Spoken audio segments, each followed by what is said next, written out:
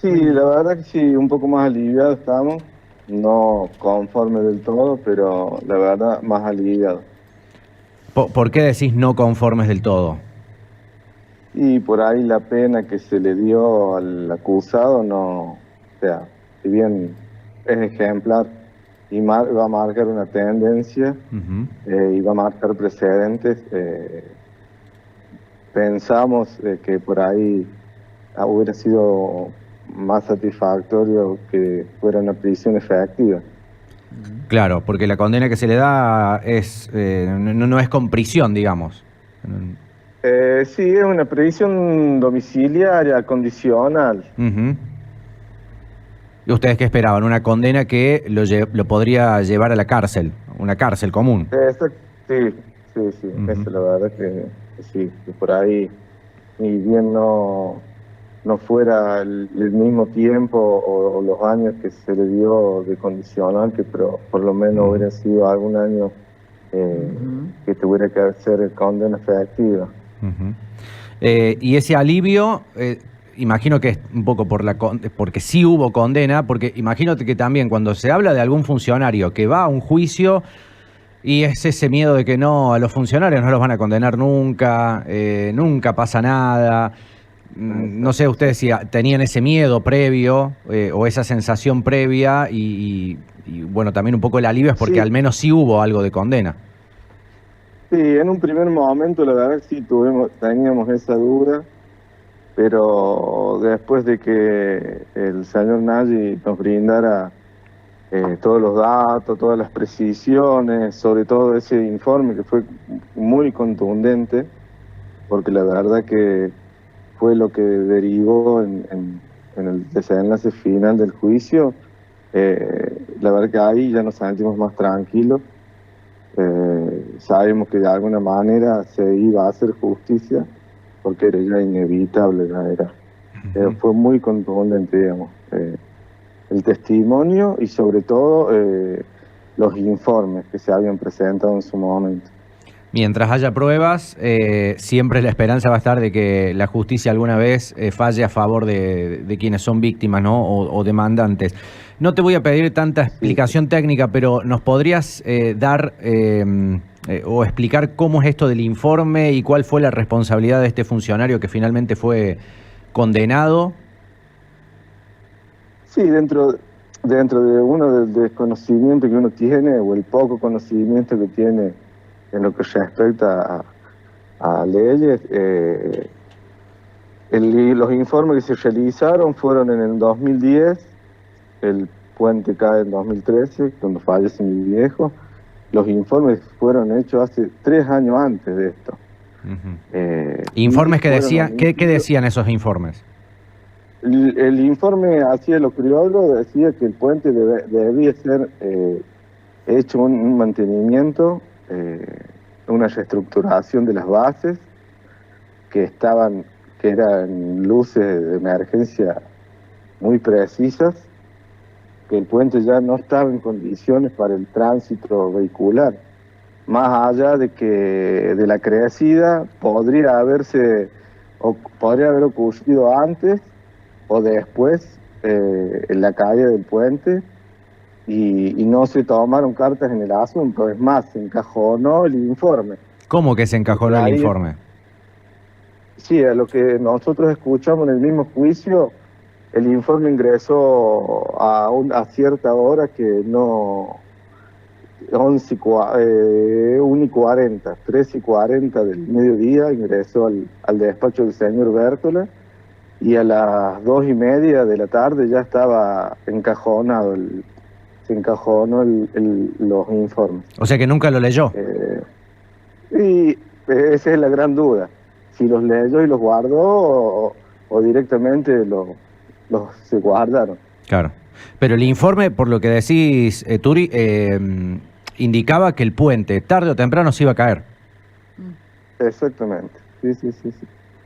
Y de igual manera lo que te decía al principio, que va a marcar un precedente, porque los mismos ingenieros que realizaron el informe dieron el aviso que no solamente ese puente corre riesgo de derrumbe, sino que hay muchos puentes en la provincia que están en las mismas condiciones que este. Ujú.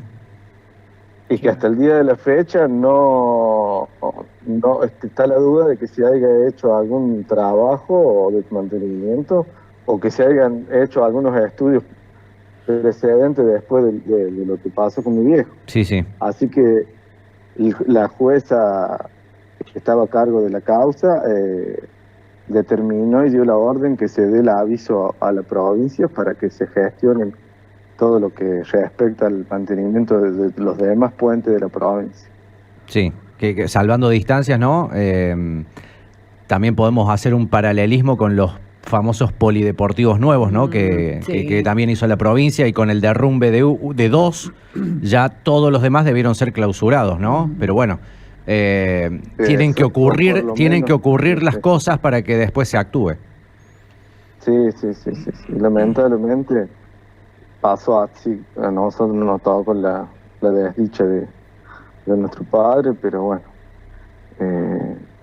hoy por hoy, después con el diario del lunes, como quien dice, le podemos dar un descanso a mi viejo, que ya hace 13 años veníamos penando con eso y no podemos hacer el duelo y con la incertidumbre de ver qué pasaba al final. Así que En esa madrugada también hubo cuestionamientos a la Municipalidad de Jesús María.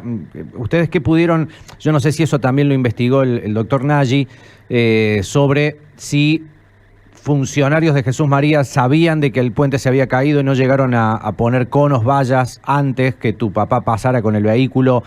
En lo que ha sido, digamos, la representación de lo que ocurrió esa noche, esa madrugada en realidad, el día del hecho, ¿cabe alguna responsabilidad para quienes estaban, no sé, en defensa civil en ese momento, de Jesús María o no?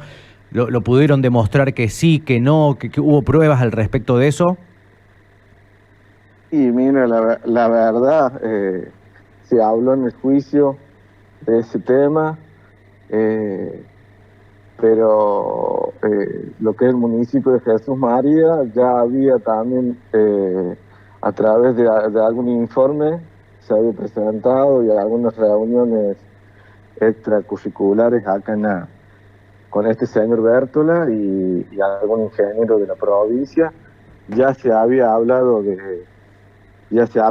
este tema. Entonces como que se desligaron la responsabilidad del municipio, porque es como que fue todo decantando a lo principal y a lo primero, ¿no es cierto? Que era tomar las medidas anteriores a lo que pasó, ¿no es cierto? Claro, no se apuntó tanto al momento en sí, sino a lo que estaba pasando 3 años antes, con informes que advertían del puente. Digo, y viendo que esa noche iba a venir el río de la manera en que vino, por eso pregunto ¿no se falló también en la prevención, sabiendo la Municipalidad de Jesús María que el puente corría riesgo de caerse y que el río venía como venía, de clausurarlo de manera preventiva? Claro, sí, en ese sentido también hubo ahí alguna responsabilidad que, no llegó a ser tan claro, digamos, ser específico. ¿Y ustedes como familia lo sienten así o creen que...? Y de cierta manera sí, de cierta manera sentimos ahí. Inclusive hubo un abandono, como no lo quería decir de esa manera, pero nunca recibimos un llamado ni del municipio, ni de la provincia, ni de ningún funcionario. Después de lo que pasó, hasta el día de la fecha, nunca hubo un llamado, un interés por saber el tema de mi viejo. Pero al Puente Nuevo le pusieron el nombre de tu viejo, sabiendo que la misma provincia terminó siendo la responsable y culpable de esto, de lo que pasó, ¿no? Parece como insólito. La verdad que es muy paradójico el tema. Se hizo hincapié también en el juicio sobre ese tema, porque ese fue el único, digamos, movimiento que hubo después de lo de mi viejo, fue ponerle el nombre y una placa y nada más que eso. para mí es muy, muy fuerte eso, pero bueno, no sé, creo que ya había venido la orden desde arriba como para nombrarlo así al puente nuevo, ¿no? Bueno, ¿ustedes estuvieron en todas las instancias del juicio? ¿Estuvieron presentes en todas? ¿Se fueron turnando con tus hermanos? Estuvimos los cuatro. Los Los- cuatro estuvimos presentes en todas las instancias. Así que fueron días muy movilizadores. Exactamente. Y a partir del lunes ya que arrancó el juicio, estuvimos los 3 días, digamos, que duró el proceso. Bueno, esto también te lo pregunto, quizás no lo sepas técnicamente y por el desconocimiento de la cuestión legal, pero desde la defensa de Bértola, ¿qué pedían? ¿La absolución? ¿Qué decían? ¿De que él no era responsable de nada? ¿O cómo se defendieron? Sí, la verdad que fue muy poco convincente lo que yo entendí y vimos. La defensa se expresó con muy pocos términos técnicos, pidiendo la absolución, por supuesto, eh, y, y en un momento también como en cierto modo pidiendo perdón, Ujú. no por parte de Bértola, pero el abogado defensor. Hay que entender mucho que si alguien no hizo nada, no tiene por qué pedir perdón, ¿no es cierto? Si se cree inocente, digamos, de Claro. cierto modo, no tienes por qué pedir perdón. Pero bueno, eso dio a entender el abogado defensor. Y bueno, Bértola no mintió palabra. ¿No habló en todo el mintió juicio? palabra. Solamente declaró el primer Ah, día el primer día. y después se abstuvo. Sí. Y después siempre fue su abogado o su equipo legal el que habló. Sí, exactamente. Sí, sí, sí. ¿Y te hubiese gustado que Bértola pida perdón? Sí, en cierto modo es lo que debería haber hecho.